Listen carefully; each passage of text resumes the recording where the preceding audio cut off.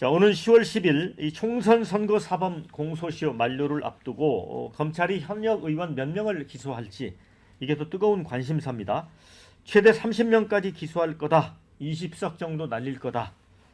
이제 긴장감이 감돌면서 기소 규모에 따라서 정치 지형이 요동칠 거다. 이런 관측이 난무하고 있습니다. 현재 170석의 민주당 입장에서는 현역 의원 수십 명이 기소돼 재판에 넘겨지게 되면 국회 장악력 약화될 수밖에 없고요. 105석의 국민의힘은 5명 이상 기소될 경우에 대통령 거부권을 지키는 선이 무너질 수도 있습니다. 야권에서는 윤 대통령이 여소야대 국면을 흔들려고 수사의 드라이브를 세게 걸 것이다. 검찰 출신인 대통령이 검찰을 이용해 줄기수하는 거 아니냐, 이런 의구심을 가지고 있습니다. 자, 그래서 10월 10일을 기점으로 정계 개편설, 여권 분열설 이런 또 각가지 이제 여의도에 이제 피카소라고 하잖아요. 상상력을 동원한 그런 주장들이 난무를 하고 있습니다. 박순보 기자. 네. 요 문제는 지금 의원들이 굉장히 긴장하고 있죠. 네. 근데 민주당 입장에서 이렇게 얘기할 수밖에 없는 거는 실제로 의원들이 많이 이제 기소가 된다고 하더라도 방어를 미리 해놓을 수가 있는 거잖아요. 이건 이제 일종의 정치 보복이다, 아니면 전국을 유리하게 끌어가기 위한 여권의 공작이다, 이렇게 펼 수가 있는 거고요. 사실 제가 더 주목이 많이 되는 거는 쭉 취재하면서 들을 때는 진짜 사정정국은 여당을 대상으로 할 때 사정정국이다, 이런 표현들이 여권에서 나오거든요. 그러니까 야당 의원들 기소보다도 여당 의원들을 몇 명 건드리게 되면 이게 진짜 사정정국이라고 하는데, 결과적으로 이거랑 연결할 수 있겠죠. 지금 108석을 지켜야 되는 입장이잖아요, 윤석열 대통령은. 그리고 지금 한동훈 대표와의 갈등도 있는 상황이고, 이거를 조정하는 과정, 그러니까 일종의 여권에 대한 압박용 카드로 활용될 가능성이 오히려 더 있다. 그래서 여당 의원들을 많이 기소하지는 않겠지만 일부 건드리게 되면은 이게 다른 의원들에게는 좀 압박으로 확산이 될 수가 있다라는 거죠. 네, 그렇죠. 그러니까 지금 그 여권 분열설이라는 게 이제 그런 것 같습니다. 지금은 이제 검사의 칼끝 때문에 국민의힘 의원들이 이른바 민심과 관련된 발언을 자제해 왔는데 10월 10일 지나면 소신 있는 국민의 의원들이 하나둘 나올 것이다. 어떻게 보세요, 최영철 기자? 국민의힘이 보수 정당이기 때문에 네. 기본적으로 그 여러 말이 잘 나오지 않는 정당입니다. 지금 저희가 지난 방송에서도 네. 한동훈이 자꾸 독대를 요청하는 것 자체가 국민의힘에서는 사실 정치 문화상 잘 받아들이지 못하죠. 왜냐하면 국민의힘 의원들을 만나보면 심지어 이런 의원들도 있습니다. 기자가 더 말을 많이 하는 그런 풍경도 벌어집니다. 네. 그만큼 국민의힘 의원들 상당수가 공직자 출신이기 때문에 네. 말이 무겁습니다. 네. 또 다르게 얘기하면 속된 말로 겁이 많은 분들이 많습니다.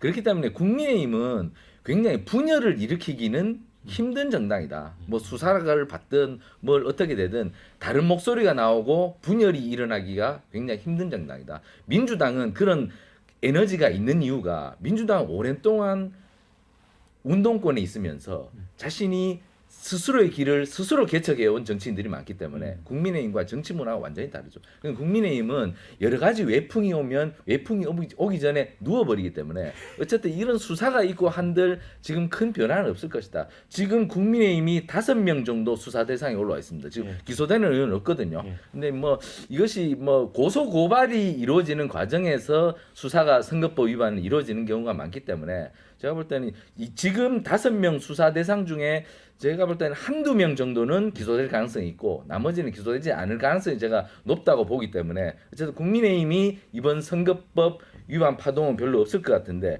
민주당이 이미 4명이 기소됐습니다. 그리고 지금 수사 중인 민주당이 12명이나 됩니다. 그러니까 민주당도 앞으로 민주당 쪽에서 이번 선거법 위반 수사 과정에서 조금 더 요동이 칠 가능성이 있다. 이영길 기자, 예. 민주당 의원 중에서는 윤 대통령의 이 칼날을 세운 의원들도 있더라고요. 네. 검찰의 이른바 검찰 지금 수사권 박탈이라든지 국회에서 지금 대검찰과 상대하는 이런 의원들도 상당히 많이 포함이 되어 있습니다. 그리고 이게 우리 지역, 그러니까 광주 전남 지역 의원이 총 18명의 지역구 의원이 있는데 지금 제가 한번 봐도 지금 한 5명 정도가 생각이 나거든요. 네. 정준호 의원 기소가 됐고요. 네. 안도걸 의원 지금 수사 받고 있고 박균태 의원 성관위에서 고발됐으니까 아마 기소될 가능성이 높고요. 신정훈 행안위원장 그리고 김문수 의원 뭐 이렇게 생각이 나는데 18명 중에 벌써 5명 이렇게 생각이 납니다. 이게 뭐냐면 대부분 다 경선에서 이루어진 그런 선거법 위반이거든요. 저희 실제로 선거를 해보다 보면 광주 전남 민주당이 일색이기 때문에 이 경선이 굉장히 힘들게 진행이 됐는데 경선이 본선이잖아요. 그렇죠. 그 경선 과정에서 뭐 이게 금품살포 뭐 이런 거보다는 자원봉사자에게 급여를 주는 경우 그리고 경선이 지금 여론조사와 권리당원 50대 50인데 권리당원 투표를 하고 나서 여론조사도 좀 참여해라라고 하는 뭐 이런 참여 독려한 부분, 전화방 운영하는 부분, 뭐 이런 부분들인데 이게 사실은 너무 명확하게 드러납니다. 왜냐하면 선거한 사람들이 선거 운동원들이 다 이미 검찰과 이제 하면서 이런 것들이 드러났기 때문에 아마 이게 큰 틀에서 정치판에서는 여야의 어떤 균형추가 흔들리는 문제가 있겠지만 아마 호남에 새로운 미니 총선이 치러질 가능성도 있다. 이렇게 저는 보고 있습니다. 네. 그러면 이제 민주당 쪽에서 이게 마치 이 검찰의 힘을 이용해서 뭐 대통령이 이렇게 할 거다는 주장은 설득력을 잃을 수밖에 없는 친구도 있네요. 그거는 실제로 좀 기소되는 거를 지켜봐야 될 것 같은데요. 실제로 이제 지금 경찰이 기소 의견으로 굉장히 많이 송치를 하고 있지만 결국 기소를 하느냐 마느냐는 검찰 단계에서 결정이 될 거 아니겠습니까? 그런데 과거에는 사실 여야의 어느 정도 균형을 맞추는 그런 관례가 있었지만 지금 사실 균형을 맞추기엔 양당의 의석수가 워낙 차이도 많이 나고 이제 송치된 숫자도 워낙 차이가 많이 나서 실제로 기소되는 숫자에 굉장히 여야 의원 수가 눈에 띌 정도로 차이가 많이 난다. 그러면 뭐 민주당에 반발을 안 하고 넘어간다는 것도 야당답지 않은 일이니까 차이가 많이 난다면 야당의 극렬한 반발은 피할 수 없을 것으로 보입니다. 이 특검법 재표결 시기랑도 좀 연결해서 볼 수가 있어요. 그러니까 아까 말씀하신 대로 10월 10일이 지나고 나면은 여당 의원들이 일정 시간 동안 좀 자유로워지는 거거든요. 그러니까 이 선거법 위반으로 날아갈 가능성이 확 낮아지는 그런 시점이 오는 거잖아요.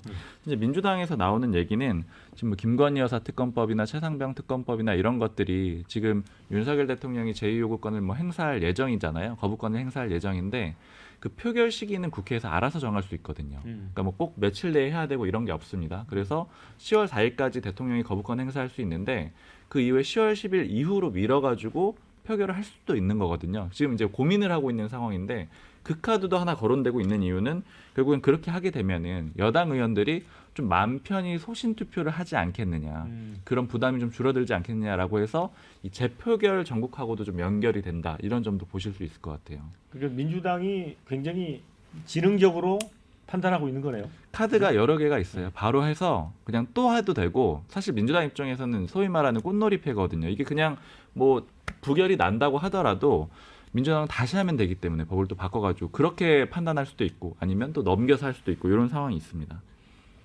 지금 민주당도 이제 율사 출신들이 많기 때문에 굉장히 지금 디테일하게 검찰의 움직임을 지금 지켜보고 있는데, 예를 들어서 그런 것도 있습니다. 제가 이제 야당 모 의원에게 듣기로는, 이제 율사 출신 모 의원에게 듣기로는 여당 의원 아무개는 지금 이 송치가 되는 과정에서 허위사실 공표는 빠지고 호별 방문으로만 검찰에 넘겼더라, 이런 혐의까지 다 디테일하게 보고 있어요. 이거는 무슨 의미냐? 허위사실 공표 같은 경우에는 이제 당선 무효가 나오는 경우가 굉장히 많은데, 호별 방문은 보통 당선 무효까지 가는 경우가 드뭅니다. 기소가 되더라도. 호별 방문은 보통 벌금 80만 원 이런 정도 나오고 끝나는 경우도 많아서, 이 여권에 대해서는 이렇게 가벼운 혐의로 기소하는 봐주기 수사, 그리고 야권은 무거운 혐의로 기소하는 거 아니냐, 이런 것까지 보고 있기 때문에 그 민주당이 굉장히 디테일하게 보고 있어서 향후 이 검찰의 수사나 이런 게 굉장히 전국 쟁점화될 가능성도 충분히 있어 보입니다. 이거 기소를 어떻게 하는지 좀 궁금해가지고 이제 공안 검사 출신의 뭐 의원한테 한번 들어본 적이 있었는데, 지도를 쫙 펼쳐놓고 다 이제 혐의들을 쭉 본대요. 보고 이 후보는, 이 의원은 예를 들어 기소를 할 만하다라고 하면 똑같은 혐의가 있는지를 다 찾아본 다음에 그 형평성을 맞추는 작업을 한다라고 합니다. 그러니까 숫자를 맞춘다기보다는 이 의원이 만약에 뭐 의원직을 상실할 정도의 형을 받아야 된다라고 하면 똑같은 혐의는 똑같이 맞춰주고, 이런 작업들을 전체적으로 해서 조율하는 과정을 거친다라고 하거든요. 아마 그런 거에서도 검찰의 정무적 판단이 들어갈 수 있기 때문에 민주당에서는 사전에 압박을 좀 해주는 거죠. 야당 쪽이 피해를 안 볼 수 있도록 하겠다, 이런 의지도 좀 반영이 돼 있는 겁니다. 근데 이제 국민들 입장에서 보면 이제 선거범죄 공소시효가 6개월로 이제 제한이 돼 있잖아요. 그렇다 보니까 이제 수사 자체가 벼락치기로 이루어질 수밖에 없고 그래서 이제 공소시효를 좀 바꿔야 된다. 그런데 국회는 안 나설 가능성이 높죠. 지역적 기자. 당연히죠.